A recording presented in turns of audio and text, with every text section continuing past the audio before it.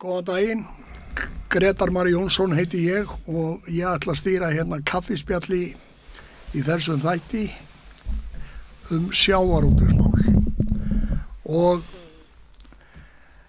við ætlum að ræða ýmislegt sem snýr að sjávarútvegi og ég hef komin hér með tvo góða gesti, það Þórólfur Dagsson og Sigurður Ólafsson, báðir sjómenn. Og við ætlum að ræða við Sigurð fyrst, hann úr Grindavík, hann að glíma við ýmislegt út af náttúruhamförum og gauragangi í neðra við Grindavík. Sigurður, hvað að frétta? Já. Mér finnst ekki að björt staðan í Grindavík, ég múin að koma að þetta rúmlega einu svona viku sem þetta brast á, nóvember, 10. Og ég sé alltaf mun á bænum í hvert einasta skipti sem ég kem og það yfirleitt til eins verra og eiginlega alltaf. Og það bara verið að fylla upp í sprungur og ég veit ekki hvort að það hefst einhvern tímann og hérna. Nú svo það þessi náttúrulega uppkaupamál, ég náði að festa mér húsnæði Þorlákshöfn og hérna það verðist nú verið einhverja algjöru skötulíki því að það nánast ekkert farið að skeða einhverjum örfáum aðilum sem búið að gerast eitthvað og hérna og fólk að lenda í stórkostlegum vandræðum. Það með yfirdrátti upp á 10 milljóna jafnvel. Og ég tók 5 milljóna yfirdrátt bara til að festa mér íbúð og fyrir það þarf ég að borga 60 skall á mánuði. Bara það. Þannig að það ýmislegt sem að... Já, og hérna... Ég sagði náðan að ríkisstjórnin lofaði að taka Grindvíkinga í fangið. Já. Og þetta að verða langt og kæfandi famlag, ef ég var að segja alveg eins og Já. Og framkvæmdin hérna í gamla þetta hefur verið kölluð það að vera vel greiddur og illa skyldur. Og góður íslenskur að þannig og hérna... Mér einlega stórlega misboðið, sama tími í Vestmannaeyjagosinu, nú erum við á 3. mánuði frá því að þá að byrja að reisa fullt af Vestmannaeyjahúsum.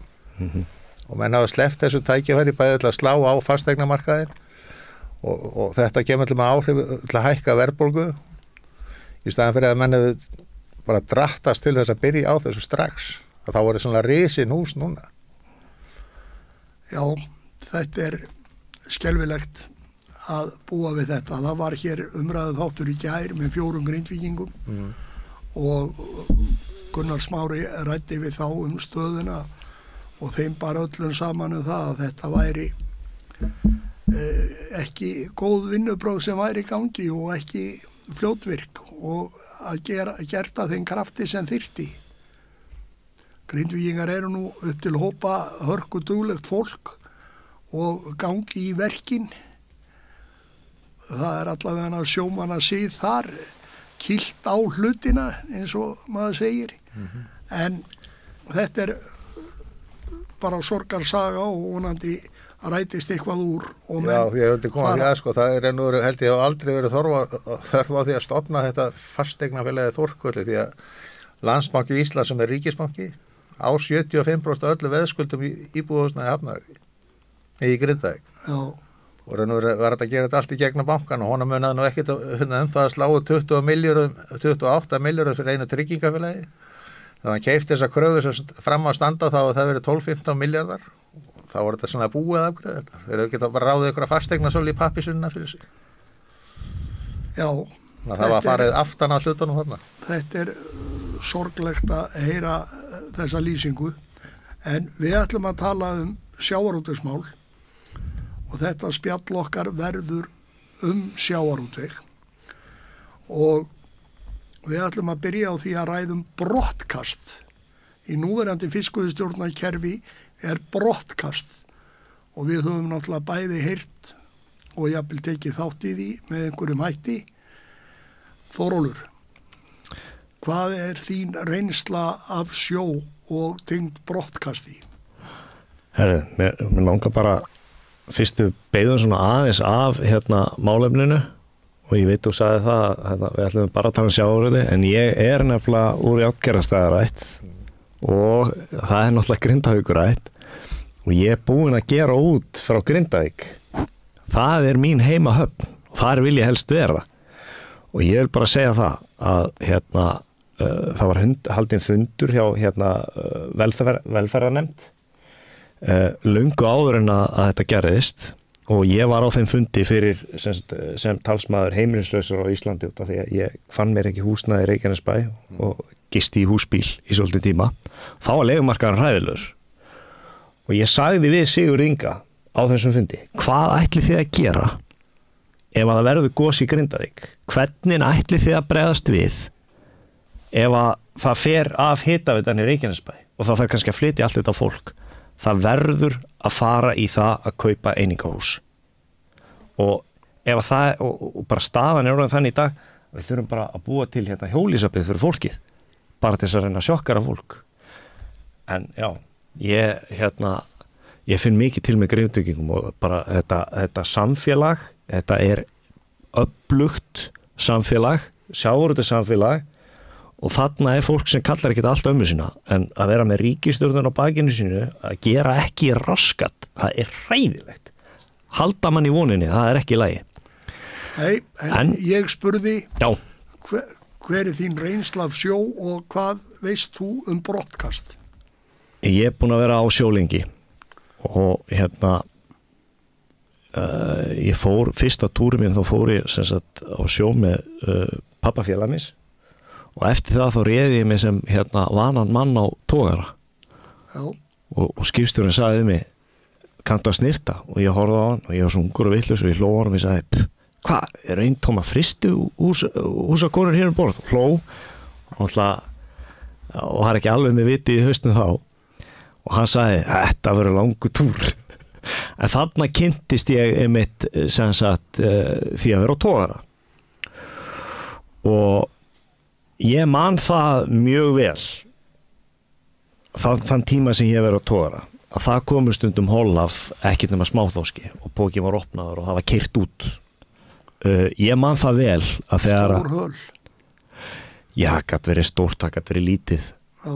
Þú veist, ég held að mesta sem ég vita það var 30 tonna hal pókin kom upp þetta allt og lítið og það var losað allt og smár fiskur og já svo líka þegar að skipstjórinn hringdi í matsmannin og matsmaðurinn sagði nýtingaprósentun á fisknum bara til þess að útskýra fyrir fólk sem skilur ekki hvað það þýðir þá verið það sem sagt það tekið inn ákveðið að hala fiski og þá nýtingin hvað kemur út úr hverjum fiski af hráefni sem sagt þorskoldi eða flökum getur verið þorskur eða ussi að þá það prósentan sem að segja til það og hann segir við skipstjórann þegar hann búinn að taka pröfuna úr heildarhollinu, skilur sem að gefa þá skýra myndu það hvað kom í pokan, skilur já, þetta eru kannski einhver ákveðin prósentutala og hann kalla það upp í brú og svo líður smá tími og svo kalla skipstjórann aftur niður þegar hún er búin að hafa sambandi við útgerðarmanninn já, nei, þetta ekki nóg gott, þú að taka aðra pröfu og taka aðra pröfu og þá yfirleitt valinn flökin í þá hösku og hún var sérmerkt þetta allt gert, skiluru það búið að vinna sig í kringum það eftirlit sem þetta staðar, skiluru og ég ætla ekki að segja að þetta hafi verið svona á öllum bátum, ég fór á nokkra tóra þetta voru ekki á öllum tórum, en þetta var á meirihluta þeirra og þannig er þetta að tala fristiskip ég er að tala fristiskip já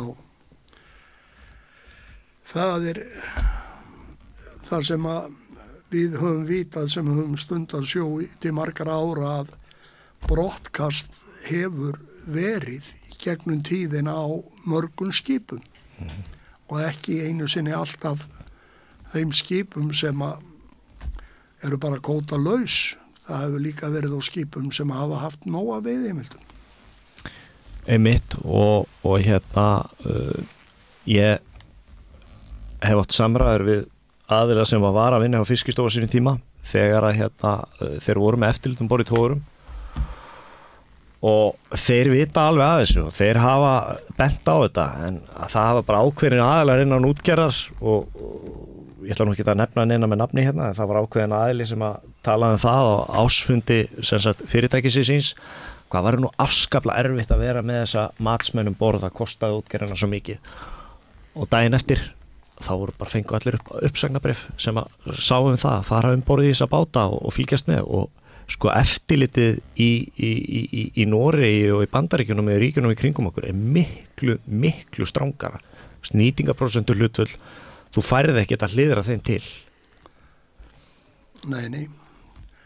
En það eru auðvitað ýmislegt sem að menn reka sig á í þessu en svo náttúrulega eru frystiskip ekki að hirða jafnvel hausa og ryggi og ekki lifur og ýmislegt.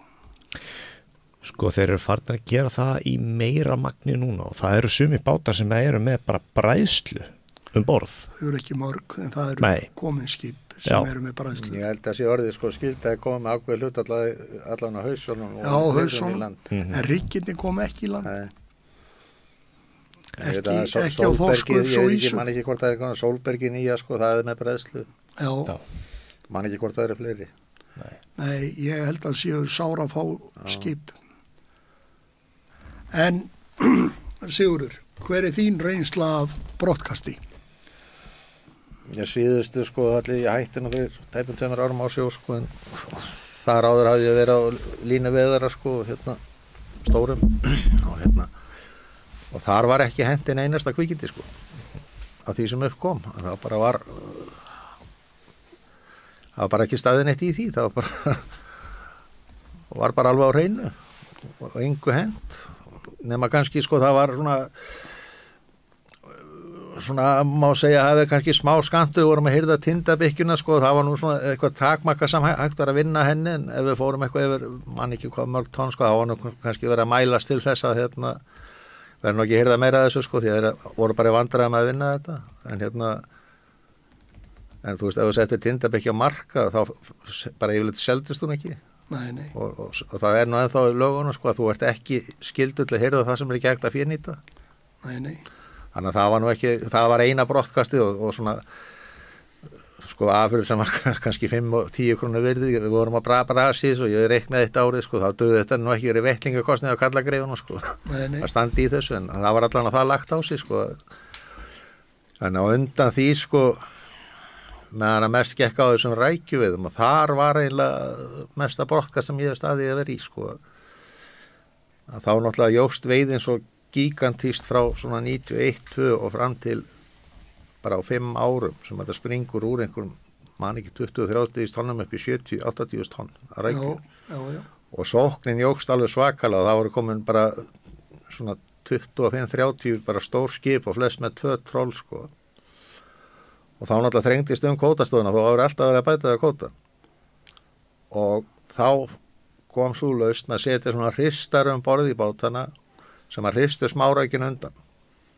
Og hún fór bara í sjóin og svo var nú reynt að taka slag að koma þessi verð því að það var hægt að nýta þetta.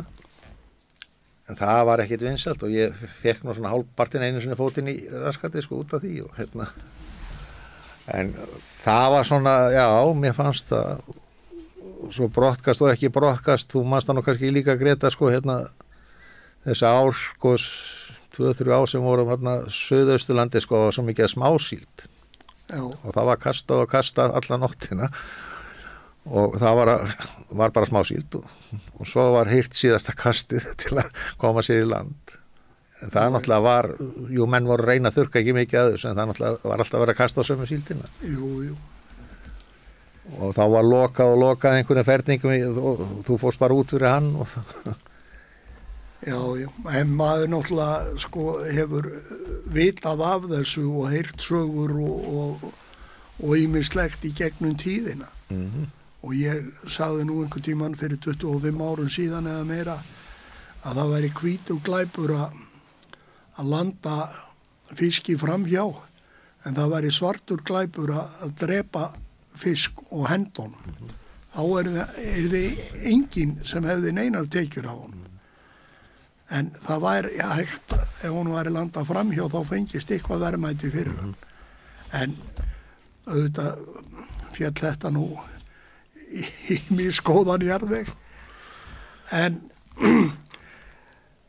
þetta er nú eitt af göllum núverandi kvótakerfis, það brottkast. Og ég held að flestir geti verið sammála það.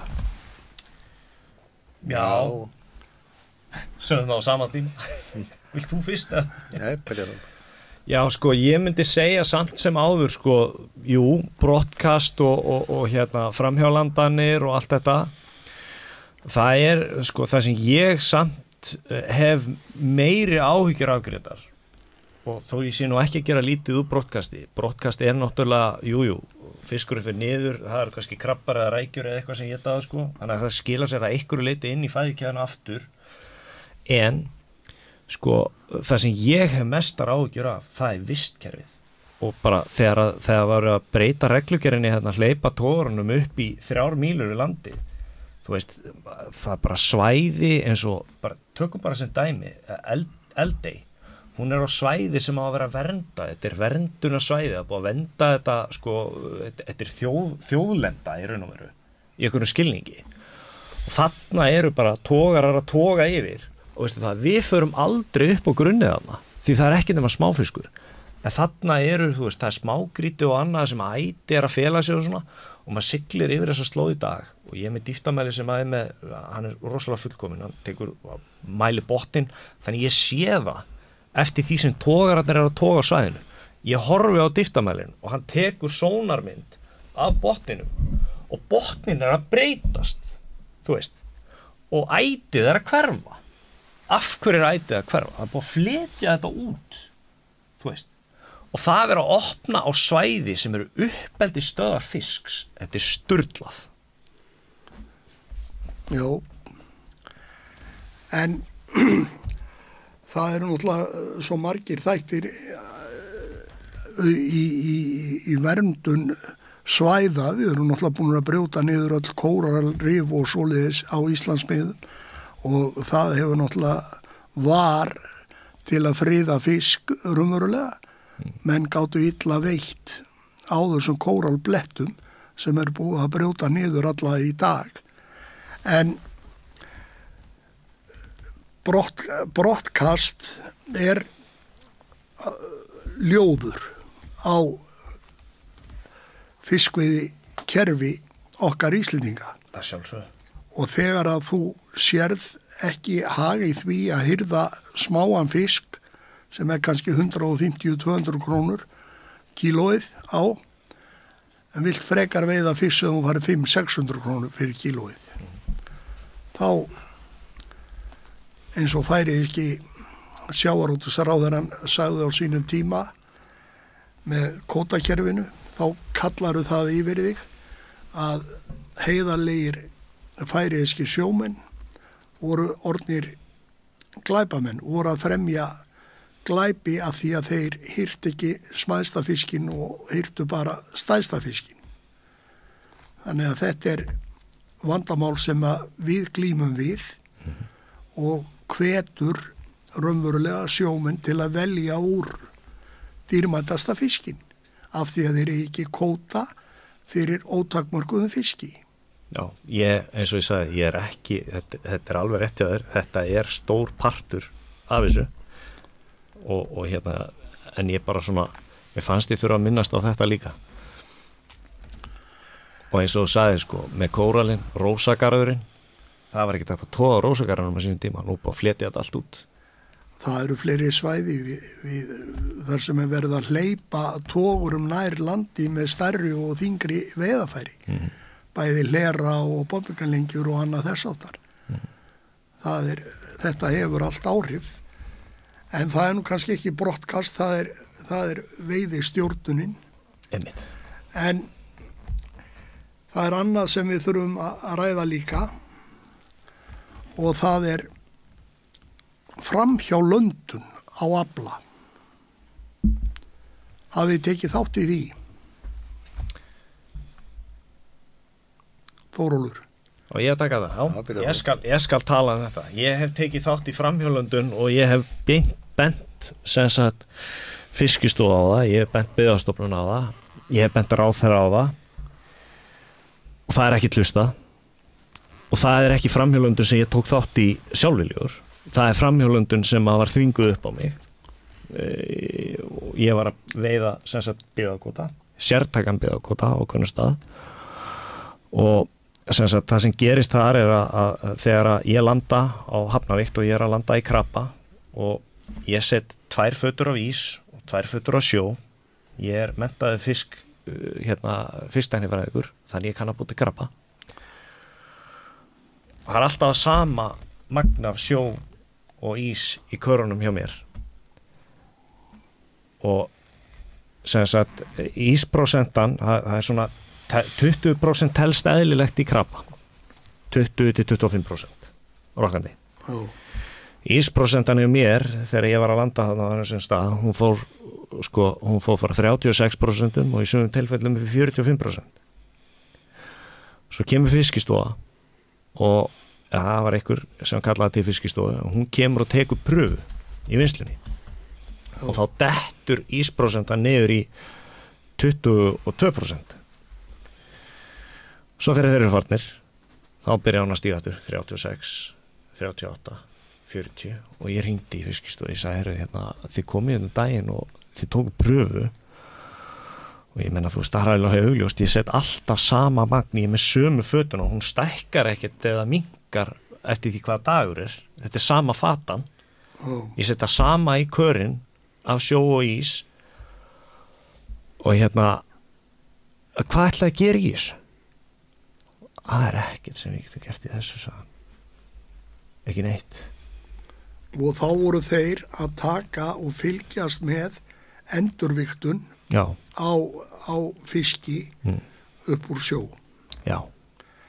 Og svo við segjum þá sögu, ef þú kemur með 1 tonna landví og brúttóviktar það á Hafnavog og það er 1000 kíló, svo fer það upp í fiskhús, fiskvinnslu, þá er tekin íspröfa út úr þessum körum sem þessi fiskur er í og þeir hafa frjálsar hendur dálítið með það hvað þeir skrifa háa ísprósentu.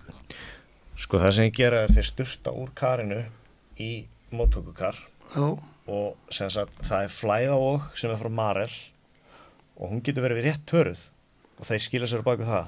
Þú veist, fiskurinn rennur, þegar Fiskistofa kemur, þeir sturta á karinu í móttökuna, svo rennur þetta í gegnum viktaran sem er frá Marel og hann mælir fisklengdin og þyngdin á hverjum fiski og svo kemur út af þessu 20% ís en það er ekkert mál að taka úr karinu þegar að Fiskistofa er ekki á það, og taka bara framhjá. En þeir segja það alltaf, við erum með flæðavog, það fer ekki tetningin húsið sem fer ekki inn á flæðavogina. Það þarf ekki að fara á flæðavogina. Nei, það er ekki eins og húsið sé loka bara á móttakan sé þarna og fiskunni komst ekki til öðruvísi. Þetta er alveg galið, sko. Já, þetta er að vera innsiglu línan. Já. Það er svolítið. Það ætti bara að vera innsigli á karið og innsigli á, þetta er alveg. En þetta er mikið sem að sjómenn hafa og vita og hafa í gegnum tíðina þekkt og hafa reynslu af. En þetta er látið viðgangast. Við sjáum á sumum höfnum og í sumum tilfellum þá koma skip í land og það er kannski 20-30% skráð sem ís og hann dregst frá brúttóviktinni á Hafnavoginni og þá er sagt að 10 tonn séu bara 7 ef það er 30% og eða eitthvað annað og meiri segja hef ég heyrt sögu af því að einhvern tímann var þetta 40% sem var dregið frá viktinni og það er viktamaðurinn í viðkomandi fiskvinnslu sem skrifar þetta er mikill ís í karinu og það er það sem er látið telja inn í kvótan. Þú sendir fax eða á tölvunni hjá þér í Hafnavogina og þeir skrá ísprósentuna frá brúttóviktinni og það talan sem fer í kvóta inn á kvóta til frádráttar af þeim kvóta sem skipið á. Þannig að við reynum að hafa þetta og tala þetta eins einfalt og sem flestir skilji hvað átt við. Almenningur ekki að átta sig á því hvernig þessi hlutir ganga fyrir sig. Nei, og svo sko, bara svo ég fá að klára þetta, að sko, svo horfum maður á bara eins og núna svör sjávarútvegsráðherra þeirra núverandi við því sko að það má ekki bæta við sko, það má ekki bæta við 5.000 tonnum við strandveðar, það má sko ekki fara fram úr veiðiráðgjöf Hafró. Það bara hinn heilagi kalegur, ekki fara framhjá veiðiráðgjöf Hafró, en samt búið að sýna fram á það að það sé óveitur fiskur og jafnvel innan félagslega kerfisins sem að það ekki að taka frá neinum, þú veist. En svo þetta látið viðgangast, þú veist. Það fer ekki saman hljóð og mynd. Nei, það eru auðvitað skiptar skoðanir á þessu, en þetta hvað vil ég gera? Vil ég láta Hafnarvogina standa, viktin á Hafnarvoginni? Sko, á sínu tíma áður en að menn fóru að setja ísvélar og krabbavélar í litlu línubátana og þegar línubátandi voru ekki með ísvélum borð, þá var þeim bent á þetta og þá hefði ekkert mál fyrir að tjekka á því hvað báturinn var að taka af ís og hvað báturinn landaði og sjá náttúrulega bara nákvæmlega, ok, þeir lönduðu meiri ís heldur en fórum borð, skilur þú veist. Það mörg dæmi til það. Já, og málið sko að þeir eru búnir að fá fullt að tækifærum, fullt að ábendingum allt þess að taka á þessu, en það gerist ekki neitt. Og af hverju gerist ekki neitt? Jú, það eru ákveðin valdaöfl að halda þessu gangandi. Og eins og með þessa vinnslu þarna á þessum stað sem brothætt byggð, ég held bara að Byggðastofnun hafi bara ekki þorað að stoppa hennan aðila af því að hann var eini sem var að vinna fiskana og þá var hún bara lyft að halda áfram. Þetta pólitísk ákvörðun sem tekin það að lifa þess að viðgangast. Já, ég reyndar, það eru svo margar pólitískar ákvarðanir teknar en ég veit ekki hvort að hægt að reikna með því að eftirlitsstofnanir fari eftir því og fara að brjóta eða beygla lög sem þarf að vinna eftir. En hvatinn í kvótakerfinu að hagræða tölum til hagsbóta fyrir fyrirtæki, brottkast, framhjálandanir og þess áttar. Það nú stundum gaman að geta þess að aðferðir við að raunverulega svindla á kvóta eru svo margar. Ég þekkti dæmi það að það var bátur og línu sem slægði allan aflan borð en landa honum svo alltaf sem óslægðum. Og þar að leiðandi græddan 16%, 15 eða 16%. Það eru til mörg dæmi, svo voru menn að setja 400 kíló af þorski í kar og 100-150 kíló af ufsa, löngu eða ísu eða karfa eða einhverju oná. Og í sömu tilfellum bjuggu menn sér til keilukóta og löngukóta í miklu mæli með þessari aðferð. Já. Þannig að það eru svo mörg dæmi fyrir utan þá sem að tóku þátt í því að landa bara beint þorski fram í Hafnarvog. Já, sko lausnin á þessu bara... En það hefur reyndar minnkað og aðal eins og mér sýnist að vera í dag að þá mest af þessu viktar hagræðingu eða þjófnaði liggur í endurvigtuninni. Já, og lausnin við þessu aðskilnaður veiða og vinnslu og að allur fiskur fari ekki á markaðinn. Það eina leiðin til þess að vera með 100% eftirlit. Þá kemur það sjálfu sér. Já, það gerir það. Og sérstaklega sko, ef að vinslan og veiðarnar eru aðskildar, að þá sá sem sér veiðarhlutan og þetta það sem Noregur gerir. Hann alltaf að passa upp á sína hagsmuni, hann vill fá fullt verð fyrir fiskinn og vinslan að hún alltaf passar upp á það að það sé vigta rétt út úr bátnum því að hann fer ekki að borga auka pening fyrir fisk sem er til. Auðvitað er það alveg rétt og auðvitað ætti það að vera eina aðal krafa sjómanna samtaka, hvort það eru farmann- og fiskimannasambandið eða félagsskipstjórnarmanna eða sjómannasamband Íslands eða vélstjórafélag Íslands, allur fiskur væri seldur í gegnum fiskmarkað, þá fengi réttasta verðið og yrði minnst og nánast ekkert svindl. En það er ekki það sem ræður, það eru aðrir hagsmunaaðilar sem stjórna ferðinni og ráða. En þekkið þið, og þið hafið ekki tekið þátt í þessu nema eins og þú sagðir áðan. Ég lenti að taka þátt í framhjólundinu sko. Já. Við svo langt síðan, en fyrst þetta var nú að byrja þetta kvótakerfi manni að menn voru nú að hagraða fyrir sér, sögðu þau bara laga til fyrir sér og þá var nú, ég svo sína var með að fara í tölfræði svona 83, 4, 5, 6, hvað allt í hennu jókst ofsalega löngu afli á netabátum. Já. Þá gæti maður bara giskað á, sko, það var þetta mikið að löngu í aflanum. Gaf það bara upp á viktina.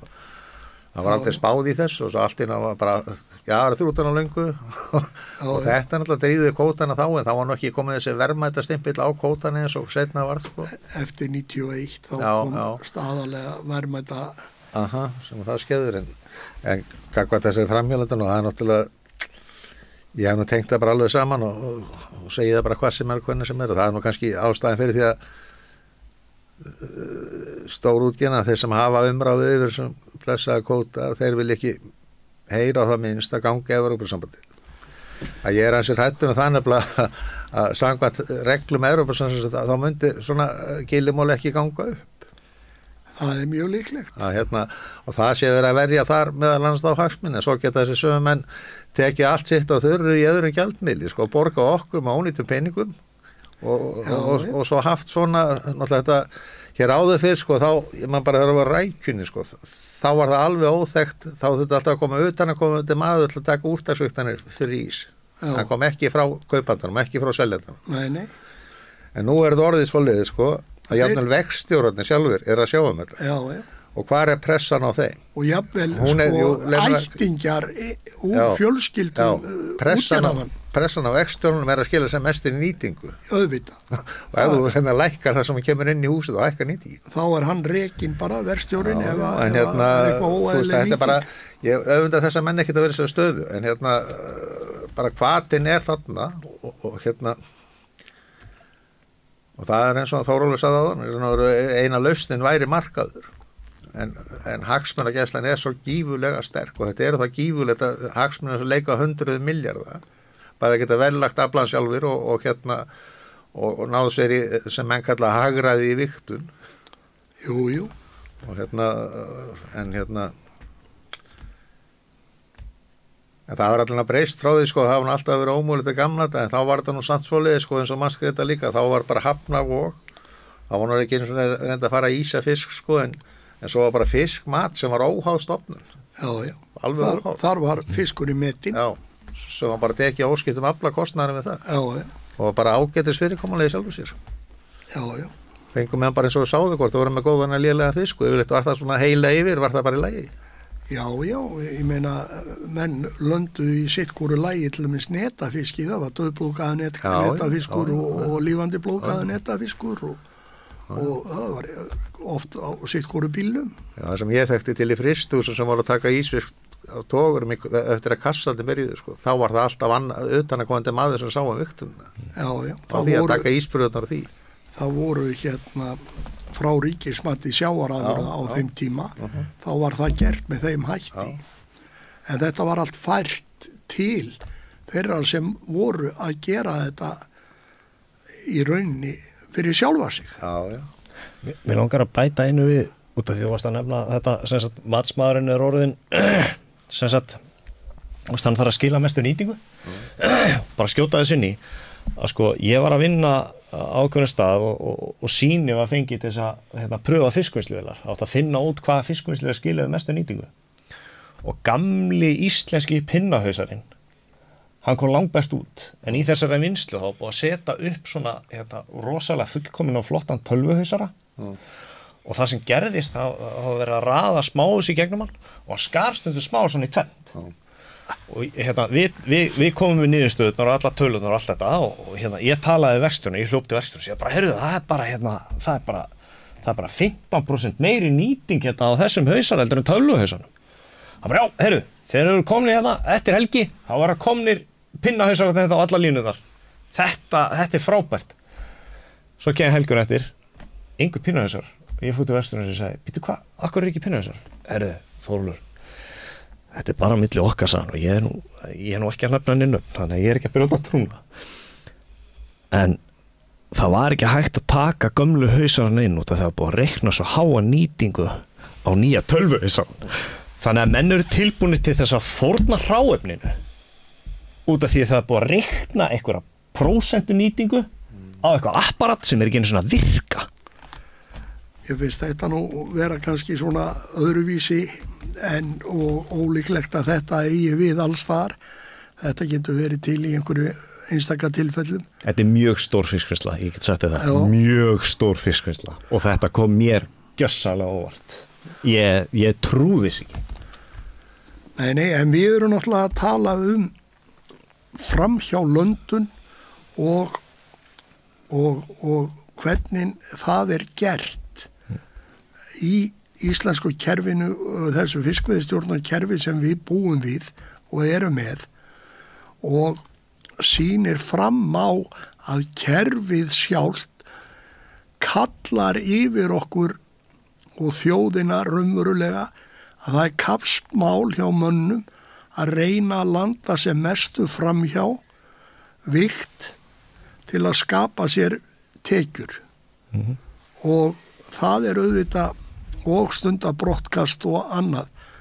Allt á þetta sér stað vegna kerfisins sem við búum við. Norðmenn eru til dæmis með það reglur að þú ert með veiða þorsk, þá máttu vera með 30% meðafla af öðrum tegundum eins og ýsu og ufsa og annað þess áttar. Þetta er náttúrulega líka liður í því þegar fiskurinn er komin inn á vinnslugólfið og það er ákveðið mikið sem kemur inn í húsið þá náttúrulega þarf nýtingin að vera eins og segir alveg sky high og þetta er náttúrulega bara hlutur í því og það að menn séu tilbúnir til þess að fórna fisk sem að kemur inn í húsið bara til þess að fela eitthvað inn í bókhaldi það hlýtur að segja svolítið mikið um það hversu rótin staðan er orðin Ánút aldrei erfitt með að trúa því að Já, ég er ekki trúa að þetta sé algengt Nei, þetta er alveg satt Því að en þegar þú ert komið með fisk inn í húsið að þá viltu fá sem besta nýting út úr fiskinum Það er alveg rétt En ég get sagt það, ég var alveg til í að bara ef einhverju ríkisstjórnunum myndi bara fara niður í sínu og óska eftir þessum upplýsingum því að þetta gerðist, þetta er ekki lygi, þetta er dagsatt. Þeir ekki hafa mikla áhyggjur, þeir hafa áhyggjur og svona. Þeir verða að hafa það. Já, nei þetta er bara þetta gerðist. Já, en svo við höldum okkur við þetta, því sem sagt hafið að einhver leiti tekið þátt í þessu og séð þetta og vitið mörg dæmi á öðrum skipum Sko ég myndi segja ég þekki rosalega mikið ferlið fyrir sig, ég er búinn að vinna í fiskvinnslu ég er búinn að vinna á togara ég er búinn að vinna á allavegna bátum þannig ég þekki ég veit hvernig þetta ferli virka fyrir sig og ég meina þú veist bara eins og það er ekkert eftirlit með því eins og með útflutningi þegar að vera að flytja út fisk það er ekkert eftirlit með því hvað er verið að flytja út og eins og það var 2018 þá var sett á stað nefnd og þessi nefnd hún átti að sjá til átti að reyna að fullvinna allan fisk í kringu Íslandsstrendur átti að fara að breyta öllum frystitórum í ísfisktóra og það, þegar þeir fóru að kalla áttir upplýsingum, þá sáðu það var verið að flytja út meira af unnum fiskeldur en komið úr sjó. Og nefndamennir í þessari nefnd, þeir óskuðu eftir því við Hagstofuna að fá upplýsingar hver bæri ábyrgð og hvaða útflutningstölum svo þið gætu nú núllað niður hvaða aðilar það væru og þá búið að taka innflutning á fiski út og byrjaðastöðu út, þannig að þetta voru bara hreinar tölur það var verið að flytja út meira fiski heldur en koma upp úr sjó. Eða of góðri nýtingu áttu við. Já, þetta náttúrulega bara þú landar fram hjá, þú býr til einhverja nýtingarprósentu tölu og svo ert að flytja út fisk og það er verið að flytja út meira af unnu fisk heldur en kemur upp úr sjó. Það segir okkur náttúrulega sko að hérna, og það sem við erum ekki að fullvinna, það sem að togararnir eins og segir, þau kom ekki með allt í land, þá er náttúrulega klárlega einhvers staðar pottur brotin, en þarna var tækifæri til þess að finna út hvaða aðilar þetta voru. Já, bara vandamála það fiskistöðu farið í 3, gott ef ekki 4 mál út af nýtingarprósentu, bakreikningum. Og alltaf tapaði þeim. Já, 3 gott ef ekki 4 og þeir hafa tapaði með Hæstarétt öllum. Og hérna varnarstaðan það góð og svo náttúrulega bara þetta að fjársterkir aðilar, þeir hafa sko bara alveg óvegan af lögfræðingu til að þvæla málunum út í óvandanlega og þau hafa tapast á í raun og svona tæknilega matriðum. Já, og jafnvel illa undirbúið.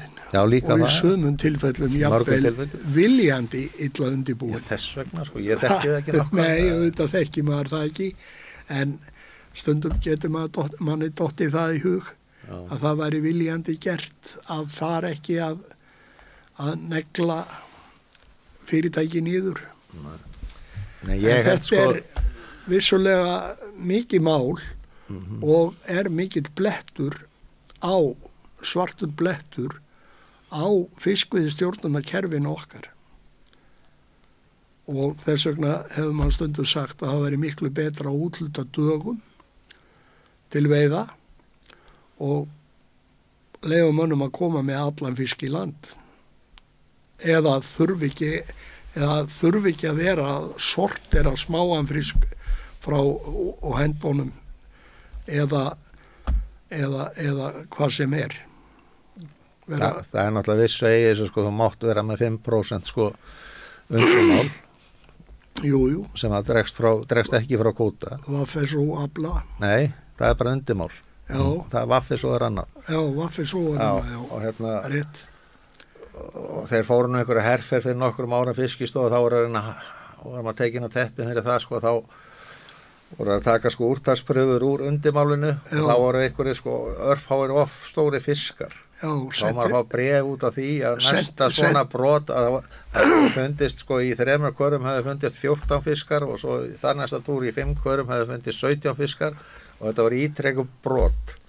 Og það er náttúrulega sko, það rúla nú í gegn mannskapar og það svona tungumála erfiðleikar bara orðnir tölverðir vegna þess að það er mikið af útlendingum og koma því til skila þegar það koma kannski 1, 2, 3 nýjir menn þá er náttúrulega það var nú bara mannlegt sko í 300 eitthvað lítra kari sko, kari sem er 300 eitthvað kíló og undirmálstorskur þá var meðalviktin kannski 1 kíló sko. Já, 1-2 það fljótið einhverju 14-15 fiskar með sem eru kannski 1,3 kíló sko, eða þú veist 2 centimetrum yfir. Það er einmitt sko, það er engin sveigjanleiki þar sem ætti að vera sveigjanleiki. Nei, mér fannst eiginlega að vera sko sprengja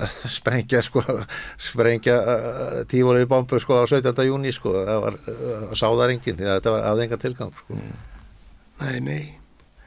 En þetta er auðvitað gríðalegt mál, en fyrst og minni Sigurður á útlendinga.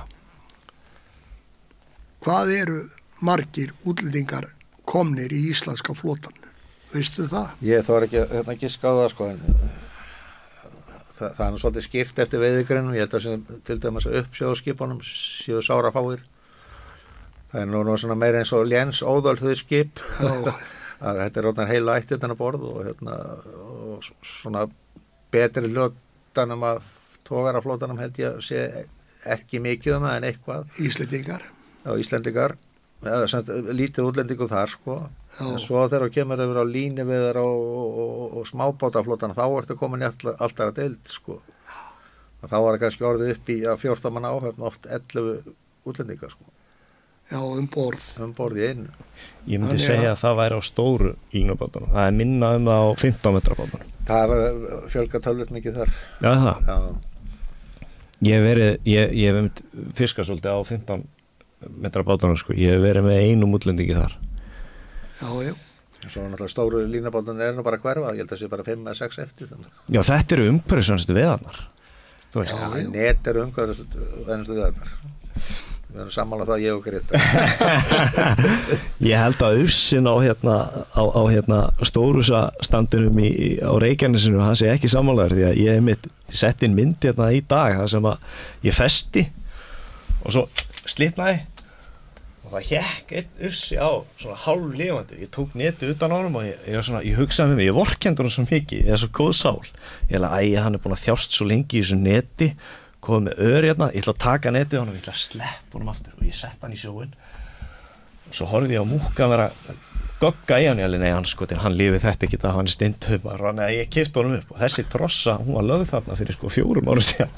Já, okay, ég held að það sé nú samt alveg orðið hverfandi í dag og bara valla þekkist að menn sé að tapa netum, ekki nema menn sé þó að hætta hans að menn eru bara hættir að gera nánast að hætta að mann algjörna karka. Það er alveg rétt hjá þér, en málið er, og það sem merkilegt, það er einmitt Noregur. Þú þarf að tilkynna veiðarfæriðin og ef þú tapar veiðarfærinu, þá færðu þau endurgreitt. Kistvættin í Noregi, hún endurgreiðir að fullu veiðarfæri sem er töpuð, lína og net og allt saman. Og svo koma þeir með skip og þeir plæja þetta upp, allt saman. Þetta gerum við ekki hér. Nei. Ég menn hafa nú reynt alveg til fremsta megni að þau tapa veið þar mann hafði máttu sjálfur. Það nú verið bara reynt að fara með í rúmlega rauða deðanótt. Það er erfitt í röstinni. Þú ætti kannski að þekkja það. Það leggja ekki þar nema að vita hvað þeir að gera. Ég hef nú verið með að slæðu þó nokkuð marga trossur það Já, það. Já, ég líka. Það segir svolítið röstina. Hún getur verið rosa. Nei, svo bara með miklu meiri betri staðsetningartækni heldur en var og staðsetningar og betri veiðarfærum. Betri veiðarfærum annars lítið. Þá var þetta nú nánast orðið sögunni til og sem betur fer. Hitt var náttúrulega alveg hörmunga draugan þetta sögur sem voru í gamla daga Já. En það eru netadrekar víða til á botninum. Betur. Það er ekkert alveg búið dæmi Nei. Það eru drauganet í Eyraröstinni til dæmis, búin að vera lengi. Þú þekkir Eyraröstina. Það var nú teppalagt á sínu tíma. Eyraröst, hvað í helvítinu hún? Hún er fyrir utan Stafnesi. Já. Mjög þekkt fiskisvæði. Já, ég hef oft verið þar. Það er svolítið að drauganetu þar. Menn er erfitt með að setja færin í það. Það mætti hreinsa. Ég er ekki að segja það að netaveiðar séu slæmar, en það þarf líka að hreinsa til, Það eru líka víða línuspottar á botninum og annað þess áttar og svo eru töluvert á trollum, humartrollum og fiskitrollum og annað á botninum. Það er víða, hlerar og vírar og annað þess áttar sem skip hafa slitið af sér veiðarfæri. Já, það er en það er rétt sem Sigurður segir að það hefur minnkað verulega. Alveg og geysilega. Og bæði staðsetningatækin og efni í veiðarfærum. Já, og þú komið miklu betri slæður líka þetta varst með Kanada, miklu betri. Það er þeim líka hefur bara fækkað alveg rosalega þessu netabátum. Það er náttúrulega bara orðið heyrir undir þjóðminjalögur í raun og veru. Já, það er bara orðið það. Það er kannski 15-20 bátar og flesti litlir á netum Ég er ekki að segja að net sé ekki umhverfis, en það þarf að hugsa þetta alveg til enda Það mætti vera eitthvað svona, tilkynna veiðarfæri, veiða upp, lína, skiptir ekki máli. Við viljum alltaf hafa miðun okkar lífbærileg. Já. Auðvitað er öll umgengni fiskimið af því góða og við höfum kannski vanrækt það þangað til núna síðustu 10-15 árin, þá hefur þetta lagast verulega. Já, ég held að það sjálfur til þetta er svona bara síðan 20 ár pluss hefur þetta lagast, það er bara gjörbreyst. Það hefur gjörbreyst. En drengir, við erum að tala búin að tala brottkast og framhjálandanir og vigta svindl. Hvernig myndu þið vilja sjá þetta væri gert? Hvernig vildu þið sjá fiskveiðistjórnarkerfið til að vera lausir við þessa hvata í kerfið? Ég hef svona, þannig að margir talað um þetta sóknardagakerfið eins og þú varst að tala um, það hefur þannig annmarka eins og gerðist í Færeyjum, að þú ert með leyfi, ég meina, menn sem voru með 70 tonna báta allt inni voru búin að kaupa tógar frá Íslandi eins og Andey og Nökkva og fleiri sem voru 300 tonn sko á þessar sóknardaga og þá var þetta náttúrulega raun og veru búin að snara auka sóknargetuna sem vist vandamál sko doblar raunverulega sóknargetuna eða þrefaldar og það svona sko það þarf þá að vera mjög ströngum formerkjum og þá þarf það að setja þróunarstopp leið. Kannski ekki þróunarstopp en skip sem að tókskip sterkt með góða vél og kraftmikla vél fær ákveðin dagafjölda og netabátur af ákveðinni stærð fær ákveðin netafjölda dagafjölda og það hægt að stjórna með dögum. Það þarf ekki að fara meira fram úr tillögum fiskifræðinga heldur en ella en geta fækka dögum og fjölgað eftir þörfum. Já, ég veit ekki, ég hefði svona oft verið þessi afskriftarleið sem að talað hérna lengi. Já. Í sjávarútvegi sko. Mér fannst hún bara bæði allt og seinvirk og svo náttúrulega það þarf að byrja á öðrum stað líka sko, það þarf að byrja aðferði hafróði mat á fiskstofnum sem alveg gersamlega sko minnir orða á eins og tölum áðangur þetta minnir orða á kaþólsku kirkjuna miðöldum, það bara jörðin flöt, punktur, það bara ekkert það ekkert það að ræða, þetta geti verið eitthvað bóið við þetta sem mikið bóið við þetta þegar sko bara þessi áratugi sem ég var sko hegðun fisk hefur bara gjörbreyst, magna stórfisk margfalt á það sem var bara fyrir 30 árum sem í sjónum en það bara virðist ekki birtast í neinum gögnu hjá þeim og ég held að sko bara fara strax 25% veiðireglu taka þessi 5% sem bætt við og fara útbúsleið með það og fyrningu, þá hæga fyrningu á restinni það náttúrulega sem að mér hugnast best fyrningaleiðin sem var presenteruð á sínum tíma aðalega hjá Samfylkingunni gekk út á 5% á ári sem að náttúrulega allt og lítið en ef við hefum gert það fyrir 20 árum síðan eða 15 árum síðan þá náttúrulega komin töluverðu pottur en við þurfum að breyta þessu við verðum að breyta þessu þjóðarinnar vegna það eru hagsmunir þjóðarinnar sem í húfi í síðasta þætti sem við vorum hérna þá talaði einn viðmælandinn Guðlaugur það að Jónasson að það vantaði 4.000 milljarða sem við höfum tapað frá þessari tilraun hjá okkur við kvótakerfið á síðustu 40 árum og við náttúrulega stöndum fram fyrir því að við erum ekki farnir að veiða eitt einasta ár meira heldur en fyrsta kvóta árið 1984 þá veitum við 267.000 tonna þorski og við höfum aldrei komist upp í það þegar að kvótin var settur á var okkur skipstjórum sem voru þá orðnir skipstjórar sagt það ef við færum eftir tillögum fiskifræðinga í 3 ár þá yrðum við farnir að veiða 350, 400, jafnvel 450.000 tonn á ári. Ég man þetta vel sko, ég var á fundi, það var bara 22-23 ára. Ég festi með Halldór Ásgeirssyni heitnum og Jakobi heitnum, Jakobssyni. Og þá kom Jakob og hann var nú svona líflegur maður en Jakob sko. Jafn mikið og hinn var döflegur sem var með honum. að hann sló bara hendin í púltu og hann sagði það stráka mínir að það engin bankabók í heiminu sem gefur eins mikla ávöxtun á þetta. Og það liðin 40 ár síðan og ég ennþá að bíða eftir þessar ávöxtun. Ég bara sá hann aldrei eftir þetta. Í rauninni hefur hún farið niður á við. Já, þetta neikvæð. Og ekki bara í þorski. Nei. Við veitum enga loðin í vetur. Nei. Þannig að fiskveiði stjórnun síðustu 40 ár á loðnu hefur mistekist. Fiskveiði stjórnun á lúðu síðustu 40 ár hefur mistekist.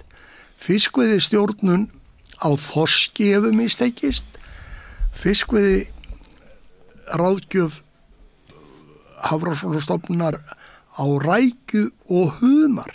Þetta verður allt mistekist og allar kvótategundir, langa, keila, blálanga og aðrar tegundir, karfi, tala nú ekki úthafskarfi, þetta verður allt farið niður á við.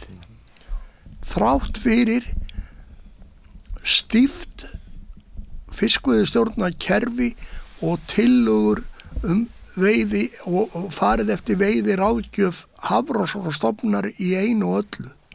Er þetta ásættanlegt að búa við þetta? Þórólfur. Sko, ég hef mjög gaman af því og ég hafði gaman af því að sjá það í dag þegar að hún Bjarkey kom upp í pontu og sagði sko, hún ætlar að fara á eftir veiðir á Hafrannsóknastofnunar. Ok, gott að blessa.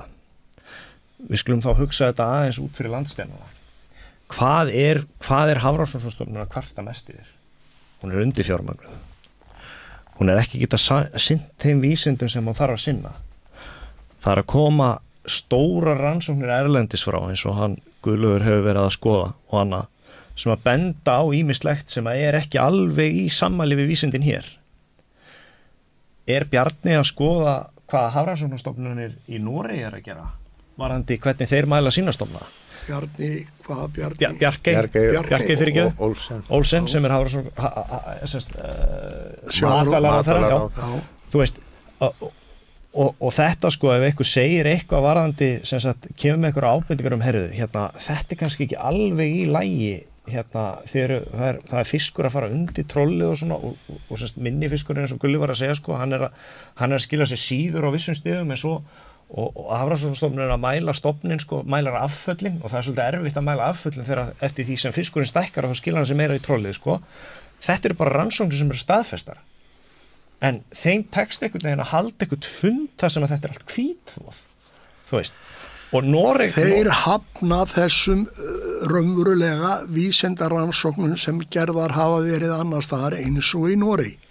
Já, þessi aðili sem kom á þennan fund, það er maður sem gerði þessa rannsókn. Hann var partur af því að gera þessa rannsókn og hann, sko það sem ég myndi vilja sjá er það að við myndum fara að sækja okkur reynslu og það var náttúrulega bara best að myndum gangi í Evrópusambandið því þau fáum við eftirlit og rannsóknarkerfi og allt sem fjármagn til þess að sinna þessu og margir segja, ef við göngum í Evrópusambandið þá er náttúrulega bara fiskimiðin horfin. Við eigum ekki einu sinni fiskimiðin lengur. Það er ekki rökrétt lengur. Nei, þetta endar með því, Þórólfur, að sko Evrópusambandið gengur í Ísland því að þetta verður sko komið á hendur 3-4 aðalega innan mestalegi 10 ára öll sjávarauðlindin sem skeður í þessu að þú veist það ef þetta eru fjölskyldufyrirtæki að þá er komið 3. eða 4. ættliður eða orðið bara hlutafélög og nú þá þarf að halda uppi verðinu og ef það er ekki lengur mesta fífla á Íslandi þá þarf að sækja út úr landstíðinu þá voru þetta bara selt hæstbjóðanda.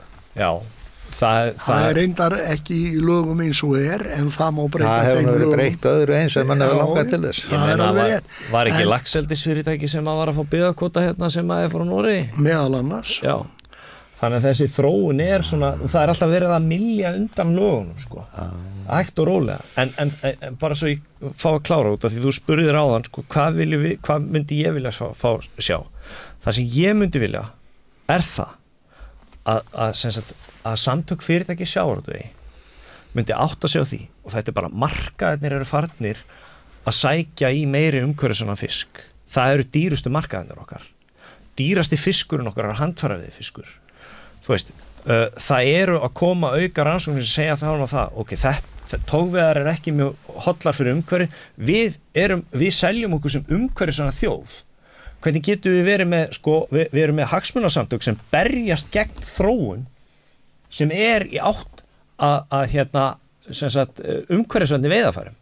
Netin eru dottin út, línan hún er bara, þú veist, hún er að svona hægt og rólega einhvern veginn að detta úr höndum Íslendingar, meiri útlendingar sem er að vinna í þessu, ekki að það sé slæmt, það er náttúrulega bara, þeir eru bara þegnar eins og við hérna í þessu landi og borga skatta sem er bara fínt, en bara, sko, við verðum að fara að hugsa þetta eins öðruvísi. Ég myndi vilja svo kvótakerfi sem að sko, þú veist, ef að þú landar og togara, að þá stöðullinn skilur kannski 0,7-0,8%. Það dregið aðeins meiri kvóti fyrir að landa fiski út af því þú ert ekki umhverfisvænn.